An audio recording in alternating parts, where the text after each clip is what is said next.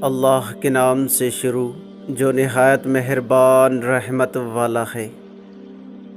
جس طرح لیموں کی ایک بوند ہزاروں لیٹر دودھ کو برباد کر دیتی ہے، اسی طرح انسان کی انا بھی اچھے سے اچھے رشتے کو برباد کر دیتی ہے۔ شیریں کلام اور نرم زبان انسان کے غصے کی آگ پر پانی کا سا اثر رکھتی ہے۔ آنسوؤں کا جاری نہ ہونا دل کی سختی کی وجہ سے ہے۔ دل کی سختی گناہوں کی کثرت کی وجہ سے ہے، اور گناہوں کی کثرت موت کو بھولنے کی وجہ سے ہے۔ نفس کے چکر میں پڑ کر انسان سب کو بھلا دیتا ہے، اور ایک دن یہ نفس خود اس کو ہی مٹا دیتا ہے۔ خوشی انسان کو اتنا نہیں سکھاتی جتنا غم سکھاتا ہے۔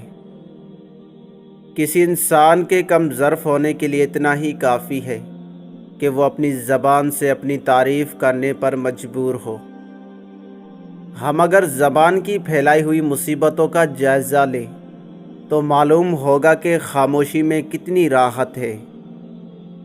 بادشاہوں نے بادشاہی چھوڑ کر درویشی تو قبول کی، لیکن کسی درویش نے درویشی چھوڑ کر بادشاہی قبول نہیں کی۔